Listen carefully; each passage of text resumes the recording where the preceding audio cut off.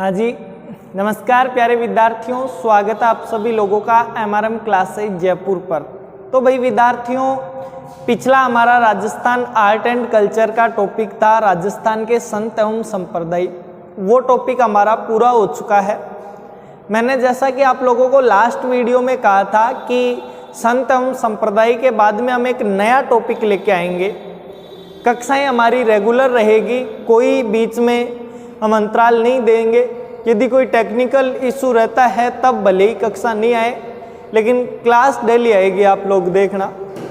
और संत संप्रदाय के बाद में आज हमने जो टॉपिक स्टार्ट किया है उस टॉपिक का नाम है राजस्थान की जनजातियाँ। क्या है भाई? वैसे तो जनजातियाँ जो टॉपिक है वो आर्ट एंड कल्चर का विषय नहीं है, ज्योग्राफी में आता है, आप देखोगे तो। लेकिन कई बार इसको आर्ट एंड कल्चर में भी पढ़ाया जाता है और जनजातियों से कई चीज़ें ऐसी जुड़ी हुई होती है जो आर्ट एंड कल्चर की होती है, जैसे नृत्य हो गए, लोकगीत हो गए, वो सारी की सारी चीज़ें क्या है ना, जनजातियों से जुड़ी हुई होती है। इस वजह से मुझे लगा कि आप लोगों को आर्ट एंड कल्चर के अंदर ही जो है जनजातियाँ पढ़ा देना चाहिए।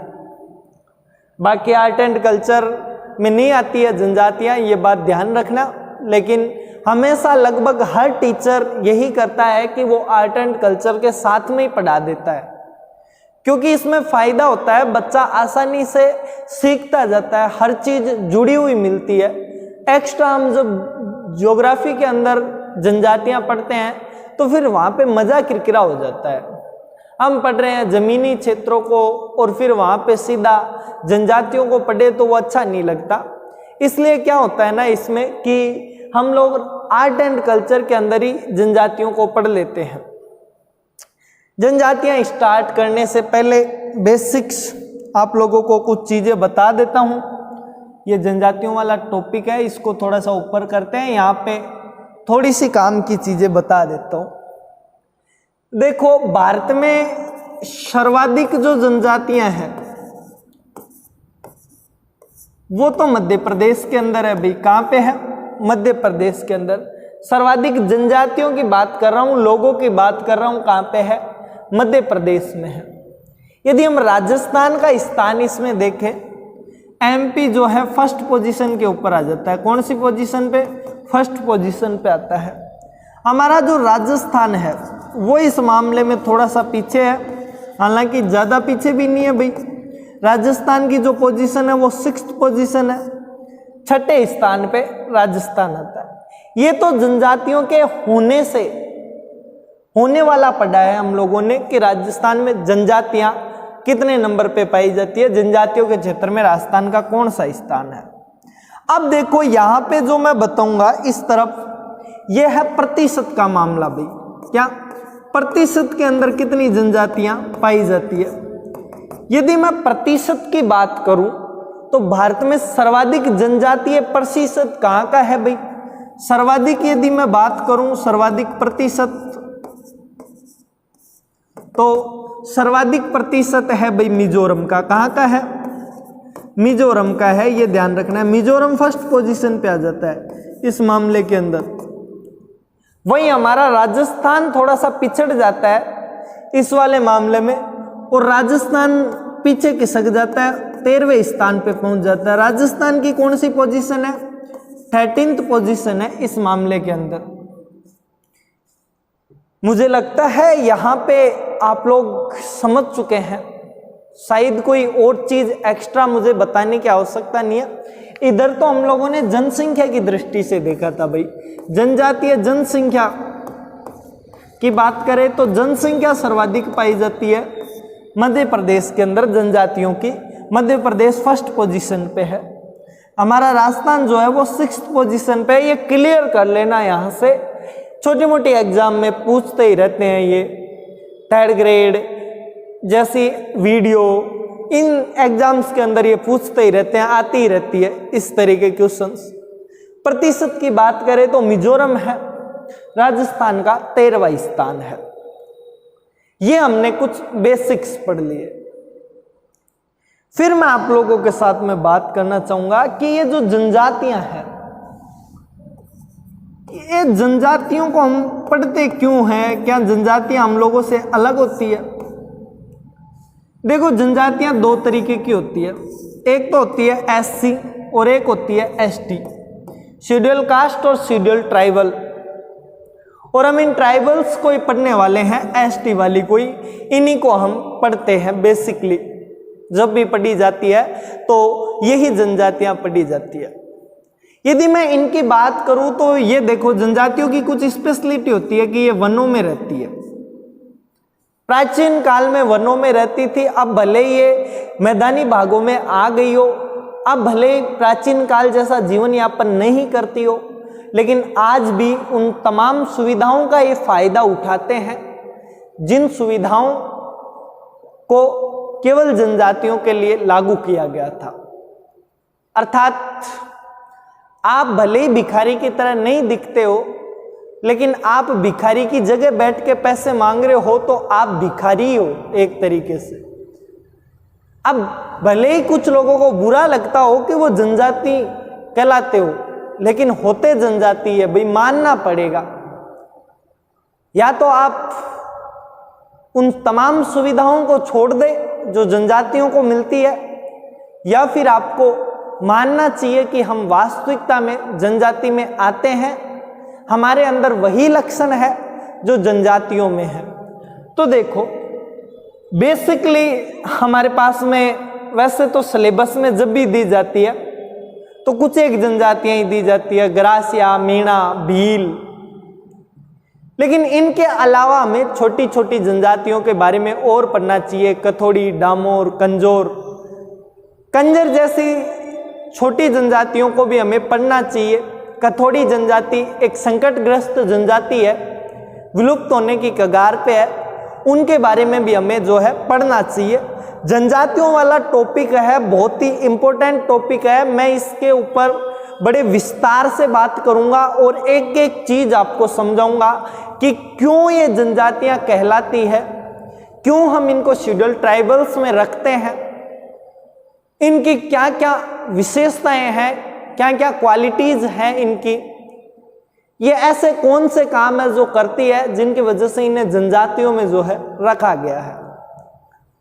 देखो, मैं समय ज्यादा ना बर्बाद करते हुए आप लोगों के साथ मैं पहली जनजाति के बारे में बात करूंगा।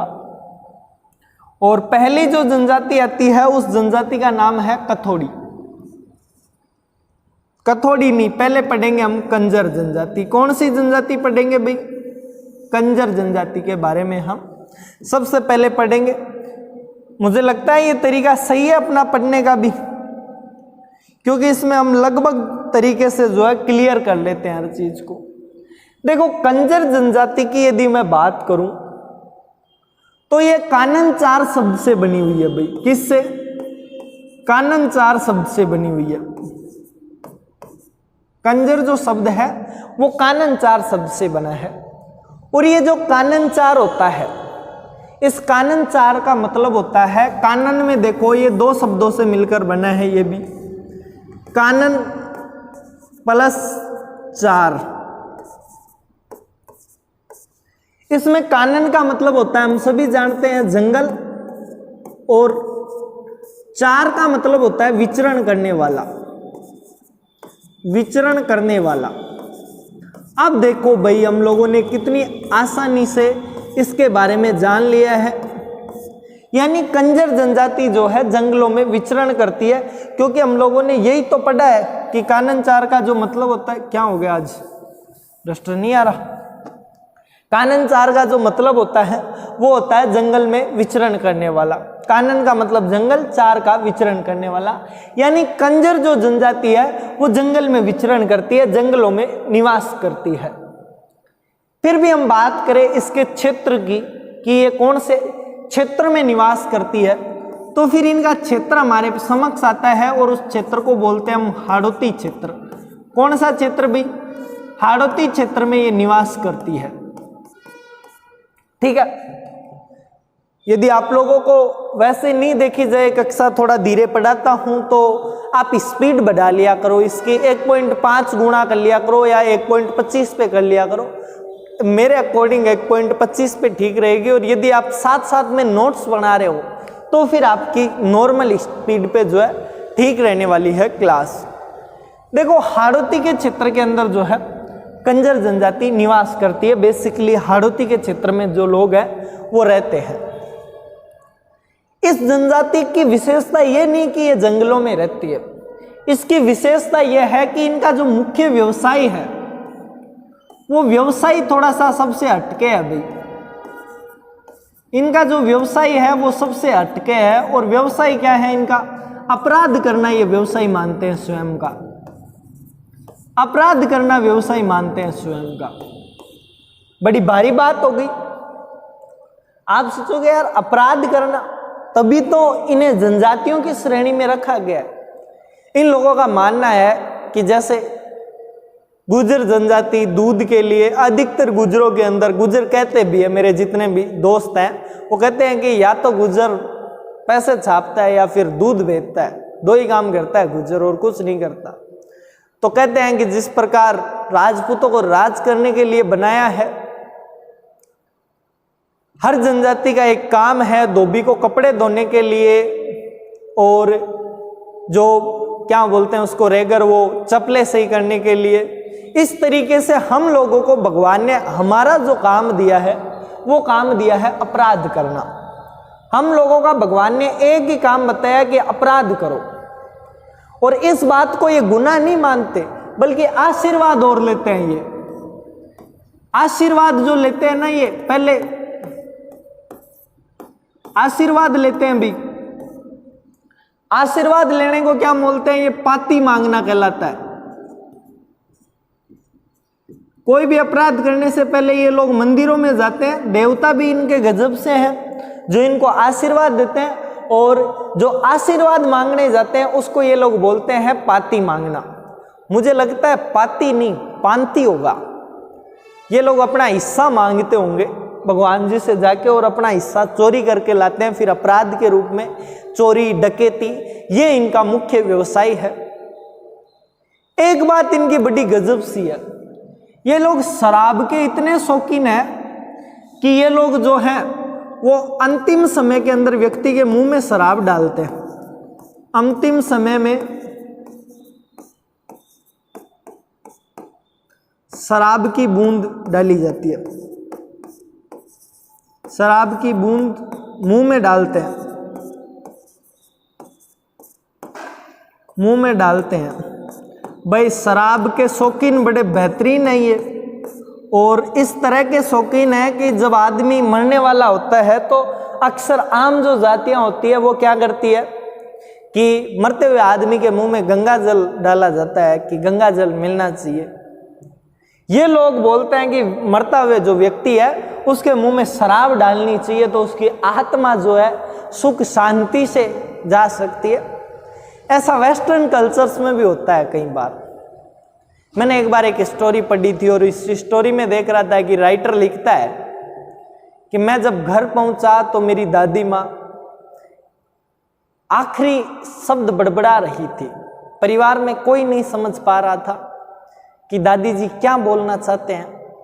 सभी लोगों को लग तो रहा था कि ये उनकी आखिरी इच्छा है, किसी को नहीं समझ में आया। तब मैं गया और जैसे ही मैंने सुना तो मुझे लगा कि दादी जी स्कॉच मांग रहे हैं, और मैंने स्कॉच की 2-3 बूंदें उनके मुंह पर डाली और उन्होंने फिर शांति से अपने प्राण त्याग दिए। इसी तरीके से ये लोग भी क्या करते हैं, कंजर जाति के व्यक्ति के अंतिम समय में उसके मुंह के अंदर शराब की 2-4 बूंदें डाल देते हैं। ये इस कंजर जाति के लोगों की विशेषता है। ये लोग अब शराब पीते हैं तो शराब के साथ में चखना भी चाहिए इन लोगों को, और चखना क्या ही बोलोगे आप। चखने में ये लोग कुछ तीखा सा रखे तो मांस खाते हैं, और मांस भी किसका खाते हैं? वीआईपी टाइप का, मोर का मांस खाते हैं भाई। किसका खाते हैं? मोर का मांस खाते हैं ये लोग, ठीक है। राष्ट्रीय पक्षी कई जब अपराध कर ही रहे हैं, इन लोगों का मानना है कि जब अपराध कर ही रहे हैं तो फिर मोर का खाना चाहिए ना मांस, और छोटे मोटे जानवरों का क्या ही खाना चाहिए। थोड़ा स्वादिष्ट होना चाहिए, थोड़ा अच्छा होना चाहिए, और ये लोग मोर का जो है मांस खाते हैं चखने के रूप में शराब के साथ में। ये बात ध्यान रखना। एक इन लोगों की बड़ी खास क्वालिटी यह है कि ये लोग हाकम राजा का प्याला पी के कभी झूठ नहीं बोलते हैं। क्या है भाई? हाकम राजा का प्याला पी के झूठ नहीं बोलते। हाकम राजा का प्याला जो है उसको पीने के बाद में ये लोग झूठ नहीं बोलते। ठीक है, ये बात ध्यान रखनी। हाकम राजा का प्याला मैंने इतना सही लिख दिया है ताकि आप लोगों को जो समझ में आ जाए। और मुझे लगता है हाकम राजा का प्याला आप समझ चुके होंगे। मैं मानता हूं कि कंजर जाति ही नहीं, हाकम राजा का प्याला पीने के बाद में कोई झूठ नहीं बोलता है। आपने देखा नहीं, हाकम राजा का प्याला पी पी के तो लोग भगवान से तक मिल लेते हैं, फिर झूठ वूठ सब कुछ त्याग देते हैं। वो लोग सच ही बोलते हैं हाकम राजा का प्याला पी के तो। ठीक है, ये बात आप लोगों को ध्यान रखनी है। अब मैं थोड़ी सी आपको यहाँ पे एक स्पेशलिटी वाली चीज बता देता हूँ। ये जिन देवताओं से आशीर्वाद लेते हैं अपराध करने के लिए, उन देवताओं के नाम लिखवा देता हूँ आप लोगों को। ठीक है, इनके जो प्रमुख देवता हैं उनकी बात करते हैं। पहली बात करूं तो एक तो ये लोग हनुमान जी को पूजते हैं भाई। ठीक है, दूसरी यदि बात करें तो ये लोग चौथ माता को मानते हैं।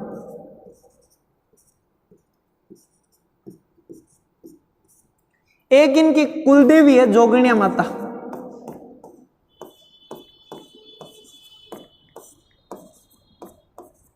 ये तो इन्हें स्पेशल आशीर्वाद देती है। जोगिनिया माता जो है इनकी कुलदेवी है और अधिकतर जो लोग आशीर्वाद लेने इन्हीं के पास में जाते हैं। एक इनकी रक्तदंज माता है। रक्तदंज, मुझे लगता है नाम ही इस तरीके का है। माता जी आपराधिक प्रवृत्ति के लगे रहे नाम से ही। और ये जो रक्तदंज माता है, ये रक्तदंज माता जो है ये बूंदी में है भाई। कहाँ पे है? बूंदी के अंदर है। ये जोगिनिया माता जो है भीलवाड़ा के अंदर है इनके। ठीक है, और चौथ माता, इन्हें संकट हरण माता भी बोलते हैं भाई। क्या बोलते हैं? संकट हरण माता। और ये तो आप लोगों ने लोक देवियां जब पढ़ी है तो मैंने बताया ही था। कहाँ पे है? सवाई माधोपुर के अंदर ये संकट हरण माता का मंदिर स्थित है। ठीक है, तो ये बात आप लोगों को ध्यान रखनी है। मुझे लगता है हनुमान जी इनके धक्के चढ़ गए। हनुमान जी यार इस तरह के कार्यों में कभी साथ नहीं देते, मगर ये लोग पूजते हैं तो कहीं ना कहीं मुझे लगता है जबरदस्ती ले लिया इन्होंने हनुमान जी को भी लपेटे में। वरना हमारे बाला साहेब ऐसे थोड़ी ना किसी आपराधिक प्रवृत्ति का व्यक्ति का साथ देते होंगे। जोगिनिया माता की एक स्पेशलिटी है कि कहते हैं यहाँ पे यदि किसी चोर को पुलिस पकड़ के लेके जा रही है कंजर जाति के, और वो चोर बोलता है कि इस मंदिर में ढोक लगा लेने दो, तो उस व्यक्ति की हथकड़ियाँ ऑटोमेटिक खुल जाती है। और जोगिनिया माता के मंदिर के अंदर ऐसी कई दफा हुआ भी है। आज भी लोगों ने हथकड़ियाँ तक रख रखी है वहाँ पे कि कुछ लोगों को पुलिस ढोक दिलाने लेके आई और उनकी हथकड़ियाँ खुल गई और वो भाग निकले। उन हथकड़ियों को आज भी सुरक्षित रखा गया। मुझे लगता है माता जी ने इन्हें स्पेशल आशीर्वाद दे रखा है इसी चीज का कि आप जो है इनके साथ में रहो। ठीक है, तो ये बात आपको यहाँ पे ध्यान रखनी है और कुछ नहीं है, इतना सा। इनके प्रमुख एक लोक देवता है और ये कंजर जाति के लिए एक स्पेशल सा वीआईपी सा स्क्रीनशॉट ले लो। मैंने एक में ही पढ़ा दिया है, सारा कुछ आ जाएगा स्क्रीनशॉट। जल्दी करो, फिर अपन एक अपनी नई जनजाति के बारे में बात करते हैं। ये कहाँ से आ गया? लो, अब ले लो स्क्रीनशॉट इसका, जल्दी करना भाई। ठीक है, ले लिया होगा स्क्रीनशॉट। तो अब अपने नेक्स्ट पढ़े। नेक्स्ट पढ़ने से पहले एक चीज और लिख लेना, ये लोग अपने मकान के अंदर खिड़की जरूर रखते हैं। इनकी जो झोपड़ी होती है ना, उस झोपड़ी के पीछे की तरफ खिड़की होती है। झोपड़ी के पीछे स्पेशली खिड़की बनवा के रखना अनिवार्य है। मुझे लगता है जब भी पुलिस आती होगी तो ये लोग भाग जाते होंगे, इसलिए इन लोगों ने खिड़की बनवा के रखते हैं। और खिड़की के और भी कई सारे उपयोग हैं। खिड़की से आजकल अपने जो राजस्थान पुलिस की एग्ज़ाम देते हैं वो बच्चे आर्ट एंड कल्चर पढ़ के जाते हैं और पकड़ लेते होंगे, पहले ही पीछे की तरफ जाके खड़े हो जाते होंगे। ठीक है, अभी देखो अपन एक नए जनजाति के बारे में पढ़ते हैं। वैसे तो कथोड़ी जनजाति, कौन सी जनजाति भाई? कथोड़ी जनजाति। बेहद ही आराम से पढ़ेंगे इसके बारे में भी भाई, ज़्यादा अपने को जल्दी कहीं जाने की है नहीं। कथोड़ी जनजाति की यदि मैं बात करूं तो कथोड़ी जनजाति मूलतः महाराष्ट्र की जनजाति है। ये कहाँ की है भाई? महाराष्ट्र की निवासी है। महाराष्ट्र इनका मूल स्थान है। ठीक है, ये ध्यान रखना, मूल स्थान क्या है? महाराष्ट्र है इनका। लो, ये जनजाति खेर के पेड़ से जो है कत्था बनाने का कार्य करती है। खेर का जो पेड़ होता है, खेर के पेड़ से कत्था बनाती है। क्या बनाती है भाई? कत्था बनाती है। और इसी वजह से इसको क्या कहा जाता है? कथोड़ी कहा जाता है। इसी वजह से कथोड़ी के नाम से फेमस हो गई है, क्योंकि कत्था बनाने का कार्य इस जनजाति द्वारा किया जाता है। यदि मैं इस जनजाति की बात करूं तो राजस्थान में उदयपुर में सर्वाधिक मात्रा में पाई जाती है। उदयपुर जो है, उदयपुर स्थल है इनका, और राजस्थान के अंदर उदयपुर वर्तमान स्थल बन चुका है इन लोगों के लिए, तो ये बात आपको ध्यान रखनी है। लेकिन ये जनजाति संकटाग्रस्त जनजाति है। इसमें केवल और केवल 30 से 40 घर बचे हैं। अब कितने? 30 से 40 घर बचे हैं। तो ये क्या होगी? संकटग्रस्त जनजाति हो गई भाई। जिस तरह संकटग्रस्त पक्षी होते हैं उसी तरह संकटग्रस्त जनजाति हो गई है।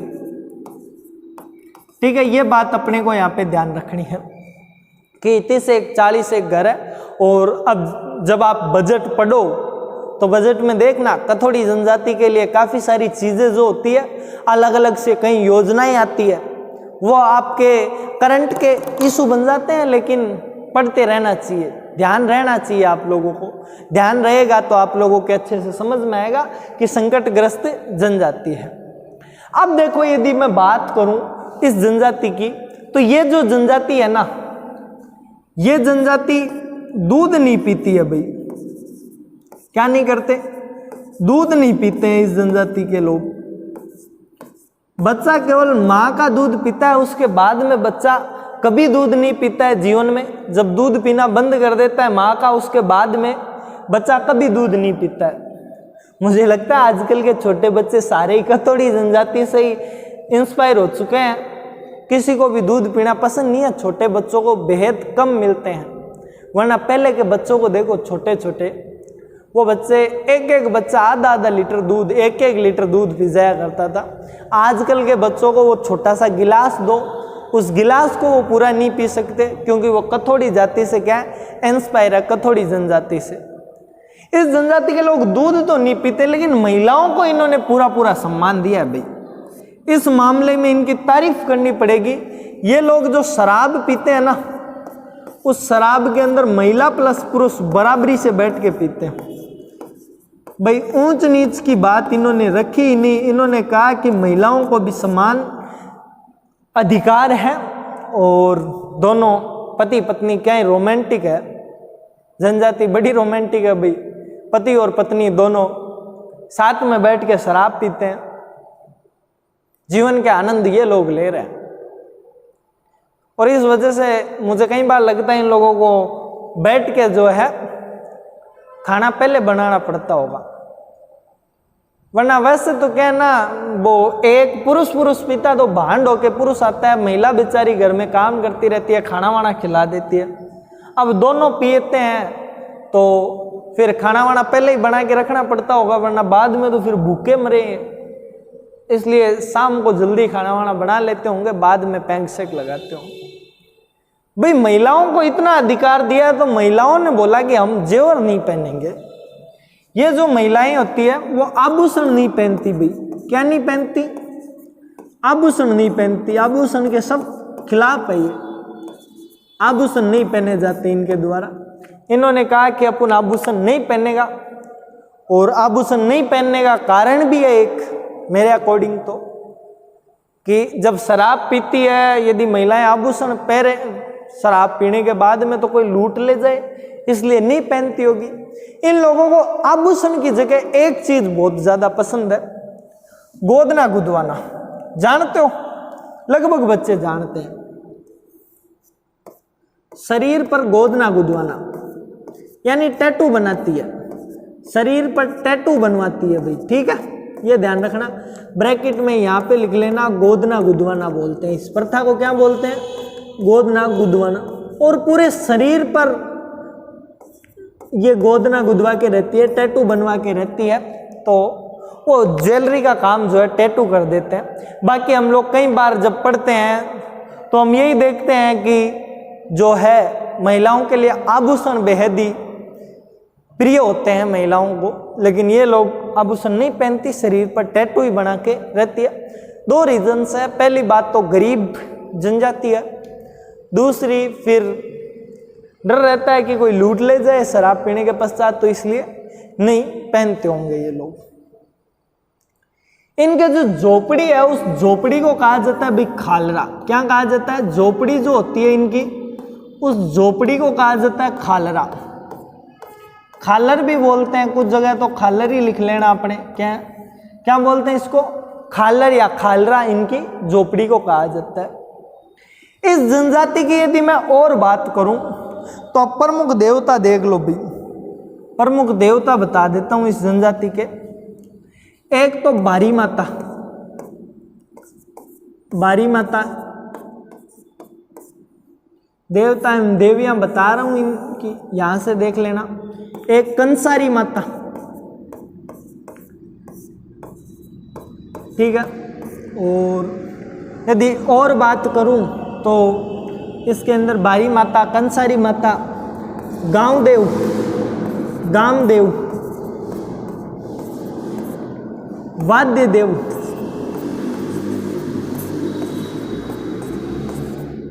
वाद्य देव के अलावा यदि बात करें तो डूंगर देव,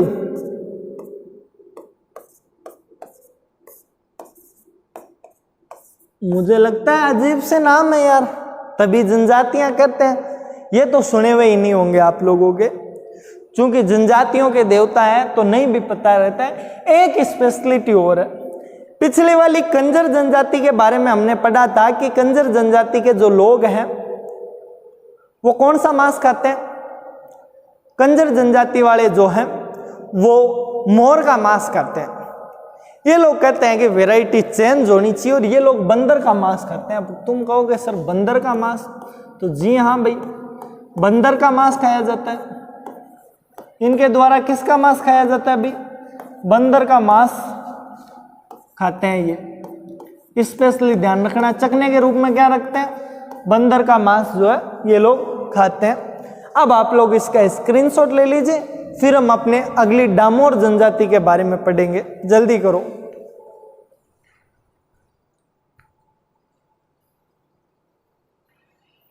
ठीक है, तो भाई ले लिया होगा स्क्रीनशॉट। अब देखो हमारे पास में अगली जो जनजाति आती है वो जनजाति कौन सी आएगी? वो आएगी हमारे पास में डामोर जनजाति। कौन सी भाई? डामोर जनजाति जो हमारी अगली जनजाति है। डामोर, डामोर लो, ठीक है। डामोर जनजाति की यदि हम बात करें तो डामोर जनजाति डूंगरपुर में निवास करती है भाई। कहाँ पे निवास करती है? डूंगरपुर के अंदर, डूंगरपुर में यह निवास करती है डामोर जनजाति। और डूंगरपुर में एक पंचायत समिति है सिमलावाड़ा। कौन सी? सिमलावाड़ा पंचायत समिति, पंचायत समिति है। इस सिमलावाड़ा पंचायत समिति के अंदर डामोर जनजाति सबसे ज़्यादा निवास करती है और डामोर जनजाति के ज़्यादा बहुलूय क्षेत्र होने के कारण इस क्षेत्र को क्या कहा जाता है भाई, डामोरिया क्षेत्र भी कहा जाता है। ये ध्यान रखना, इस पंचायत समिति को डामोरिया क्षेत्र भी कहा जाता है क्योंकि यहाँ पे डामोर लोग ज़्यादा रहते हैं, तो डामोरिया क्षेत्र इसको कहा जाता है। ठीक है, बेसिक से अपने को इतना सही जानना है, ज़्यादा कुछ इसके अंदर ध्यान नहीं रखना है। ठीक है, ये तो इसके निवास स्थल की बात कर ली। चूंकि ये जनजाति गुजरात के आसपास वाले इलाके में रह रही है तो यहाँ पे गुजराती भाषा का प्रभाव है, ये ध्यान रखना। इस जनजाति की जो बोली है उसमें गुजराती भाषा का प्रभाव है, गुजराती भाषा का प्रभाव देखने को मिलता है यहाँ पे। ठीक है, ये ध्यान रखना। गुजराती भाषा नहीं बोलते हैं ये लोग, इनकी जो बोली है लोकल लैंग्वेज उसके अंदर थोड़ा सा गुजराती भाषा का इनके ऊपर प्रभाव देखने को मिलता है। इनकी सबसे विशेष जो क्वालिटी है वो ये है कि ये जनजाति वन उत्पाद पर आश्रित नहीं रहती है, वनों पर आश्रित नहीं रहती है भाई, वन आश्रित नहीं है, ये वन आश्रित नहीं है। ठीक है, वनों पर आश्रित नहीं है, ये खेती वगैरह करती है, सारे काम करती है, वनों पे बाकी जनजातियां जो है रहती होगी आश्रित। इस जनजाति की यदि मैं क्वालिटीज की बात करूं, मुख्य विशेषताओं की बात करूं, तो देखो इस जनजाति की मुख्य विशेषता यह है कि ये जो जनजाति है इसके अंदर पुरुष, पिछली वाली में तो क्या महिला नहीं पहनती थी गहना, लेकिन पुरुष प्लस महिला दोनों ही गहना पहनते हैं भाई, दोनों ही क्या करते हैं, आभूषण पहनते हैं। तो ये बात ध्यान रखनी है कि पुरुष और महिला दोनों के दोनों ही क्या करते हैं, आभूषण पहनते हैं। और आप लोगों को ज़्यादा कुछ ध्यान नहीं रखना है, इतना सा तो ध्यान रखना ही रखना है कि महिला एवं पुरुष दोनों आभूषण पहनते हैं। पुरुष जो होते हैं वो बहुविवाह कर सकते हैं भाई, पुरुष क्या कर सकते हैं, बहुविवाह कर सकते हैं, एक से ज़्यादा विवाह कर सकते हैं। लेकिन ऐसे ही नहीं होगा ये बहुविवाह, इन पुरुषों को कहा जाता है कि आप जब एक से ज्यादा विवाह करोगे तो आपको दापा देना पड़ेगा, दापा देना पड़ता है।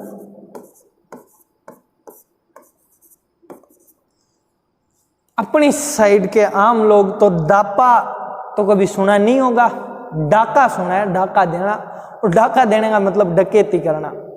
लेकिन यहाँ पे दापा देना थोड़ा सा उल्टा है, एक तरीके से डकैती करना ही होता है। अपने तरफ लड़के वाले डकैती करते हैं, यहाँ पे लड़के वाले डाका मारते हैं, एक तरीके से ऐसा समझ लो, वैसे इसका नाम दापा होता है।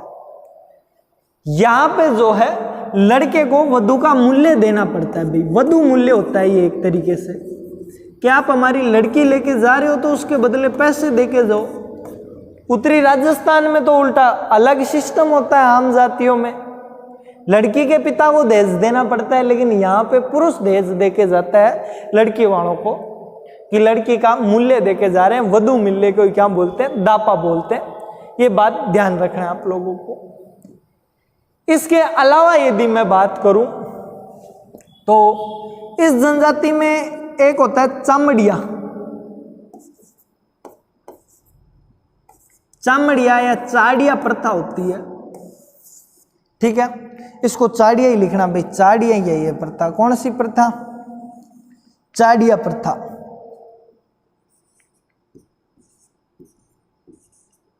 ये होली के दिन का जो कार्यक्रम होता है, होली के दिन, उस दिन के कार्यक्रम को चाड़िया कहा जाता है। ठीक है, ये बात आपको यहाँ पे ध्यान रखनी है। बाकी आप सोचोगे इनके लोक नृत्य और लोक गीत मैंने नहीं बताया, तो वो एक्स्ट्रा क्लासेस में मैंने बता रखा है, सबका अलग अलग, इन सब का बता रखा है मैंने।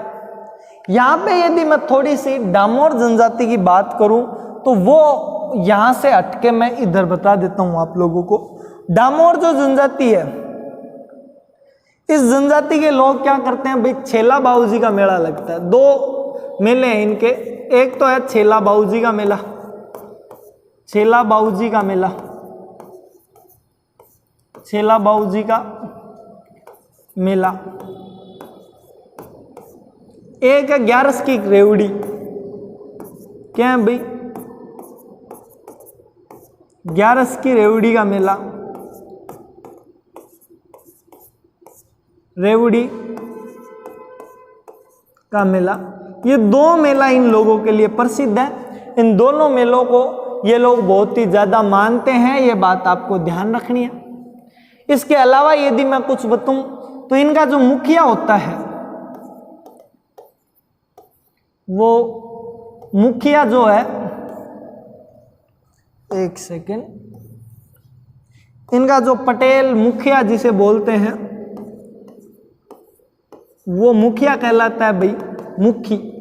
क्या कहलाता है? डामोर जनजाति का मुखिया क्या कहलाता है? मुखी कहलाता है। ये बात आपको यहाँ पे ध्यान रखनी है। पटेल नहीं कहा जाता इस जनजाति के मुखिया को, क्या कहा जाता है? मुखी कहा जाता है। पटेल कथोड़ी वाली जनजाति के नेताओं को क्या कहा जाता है? पटेल कहा जाता है। एक बार थोड़ी सी कथोड़ी के अंदर मैं बताना चाहूंगा आप लोगों को एक एक्स्ट्रा चीज। कथोड़ी जनजाति की जो महिलाएं वो एक साड़ी पहनती है और उस साड़ी को बोलते हैं फड़का। कौन सी? फड़का साड़ी पहनती है। और ये फड़का जो है, मैंने स्टार्टिंग में बताया था कि महाराष्ट्र से आई है ये महिलाएं। कथोड़ी जनजाति कहाँ से आई थी? महाराष्ट्र से आई थी। और चूंकि महाराष्ट्र की जब आप लोग साड़ियां देखते हो तो महिलाएं पुरुषों की धोती की तरह साड़ियां पहनती है। दोनों टांगों के बीच में से जैसे पुरुष धोती बांधते हैं उस तरीके से साड़ी पहनती है। आप लोगों ने देखा होगा अक्सर, जब बाजीराव मस्तानी मूवी देखी थी तो उसमें प्रियंका चोपड़ा ने वो साड़ी पहन रखी थी। शायद प्रियंका चोपड़ा ही है उनका नाम, मेरे को नाम भी नहीं पता एक्ट्रेस का, लेकिन मैंने देखी है उस मूवी में। उसके अलावा पानीपत वाली में देखना, पानीपत के अंदर भी जो मराठी महिलाएं हैं वो फड़का साड़ी पहन के रहती है। या फिर आप लोगों ने कभी कभी जेठालाल देखा होगा, और जेठालाल के अंदर आप लोगों ने यदि गणपति बाबा के उत्सव वाला वीडियो देखा है तो वहां पे तारक मेहता में माधवी भाभी जो साड़ी पहन के आती है उसको फड़का साड़ी बोलते हैं मराठी अंदाज के अंदर।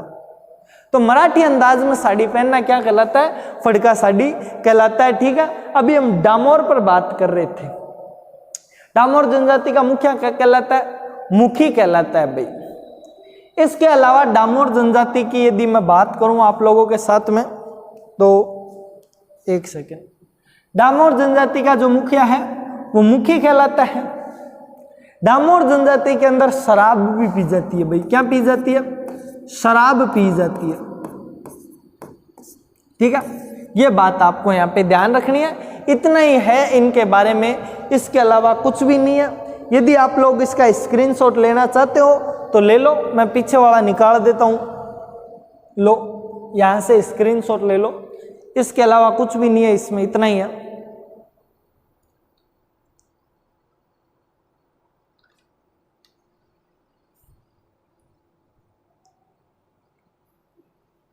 तो उम्मीद है आप लोगों ने जो है इसका स्क्रीनशॉट ले लिया होगा। अब अपन नेक्स्ट जनजाति की यदि बात करें तो उस नेक्स्ट जनजाति का नाम है, कौन सी जनजाति पढ़ोगे भाई? सांसी पढ़ा देते हैं। कौन सी? सांसी। फिर आपकी छोटी छोटी जनजातियां जो है कंप्लीट हो जाएगी, आप लोगों को ज़्यादा मेहनत नहीं करनी पड़ेगी। फिर हम बड़ी वाली पढ़ेंगे एक साथ। देखो भाई, सांसी जो जनजाति है वो बेसिकली भरतपुर और अजमेर वाले क्षेत्र में रहती है। अधिकांश तो भरतपुर में रहती है, या फिर जो बची कुची है वो कहाँ पे रहती है? अजमेर में रहती है। ये बात आपको ध्यान रखना है। ज्यादा कहें अधिकांश भरतपुर के अंदर रहती है भाई। अधिकांश सांसी जनजाति जो है वो कहाँ पे रहती है? भरतपुर के अंदर रहती है। यदि मैं बात करूं सांसी जनजाति की, तो सांसी जनजाति जो है ये जनजाति दो वर्गों में बटी हुई है। एक वर्ग है बीजा,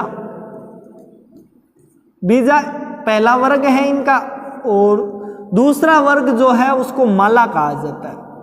माला इनका दूसरा वर्ग है।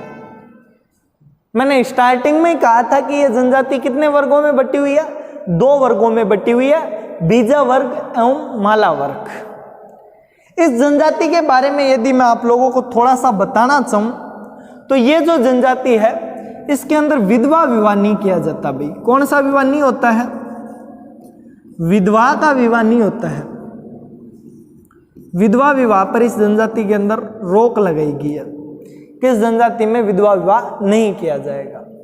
इसके अलावा यदि हम बात करें तो इस जनजाति में एक कुड़की प्रथा होती है, कुड़की रस्म है, जिससे महिला के चरित्र की परीक्षा ली जाती है। अब पता नहीं कौन सी रस्म है, क्या ही विधि है इन लोगों की जे ये चरित्र की परीक्षा लेते हैं। इस जनजाति की यदि सबसे इंपॉर्टेंट बात मैं बताऊं तो वो ये है कि ये लोग भी उसकी बातें नहीं झूठ बोलते हैं। भाखर बाबूजी की कसम खा के, किनकी? भाखर बाबूजी की कसम खाने के पश्चात, भाखर जो बाबूजी है उनकी कसम खा लेते हैं ना ये लोग, उसके बाद में ये लोग कभी झूठ नहीं बोलते हैं। भाखर बाबूजी ने एक बार कह दिया सो कह दिया, उसके बाद में ये लोग जो है कभी झूठ नहीं बोलते हैं। और कसम खाते टाइम एक हाथ में तो ये लोग क्या रखते हैं? एक हाथ में तो कुल्हाड़ी रखते हैं जब भाखर बाबूजी की कसम खा रहे होते हैं। दूसरे हाथ के अंदर ये लोग पीपल का पत्ता रखते हैं। क्या रखते हैं भाई?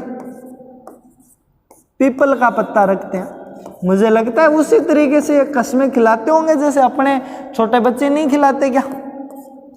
खा विद्या की कसम, ले विद्या हाथ में ले, उस तरीके से ये लोग भी उसी तरीके से क्या करते हैं, इन लोगों को कसम खिलाते हैं। और कसम खाते समय एक तो पीपल का पत्ता होना चाहिए, एक कुल्हाड़ी होनी चाहिए हाथ में। और कसम किनकी खिलाई जाती है? भाखर बाबूजी की कसम खिलाई जाती है। भाखर बाबूजी कोई अच्छे भले इंसान हुए होंगे जिनको इनका वंश मानता है और उनकी कसम ये लोग नहीं तोड़ना चाहते हैं कभी भी। इस तरीके से हमने इनके बारे में सारा कुछ जो है पढ़ लिया है। मुझे लगता है आप लोगों को इनके बारे में विस्तार से जानकारी हो गई होगी। इसको मैं थोड़ा सा देखो एक बार सेलेक्ट करता हूं यहां से। ये क्या हो रहा है अभी?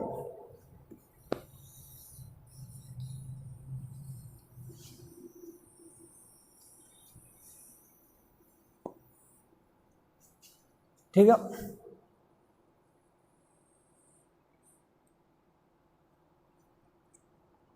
अब देखो एक जो है इन लोगों की माता है और उस माता को बोलते हैं शिकोद्री माता। कौन सी माता? शिकोद्री माता है। ठीक है, कौन सी माता है भाई? शिकोद्री माता है। उस शिकोद्री माता को ये लोग सबसे ज्यादा पूजते हैं क्योंकि शिकोद्री माता जो है वो इन लोगों की सहायता करती है जगह जगह पे।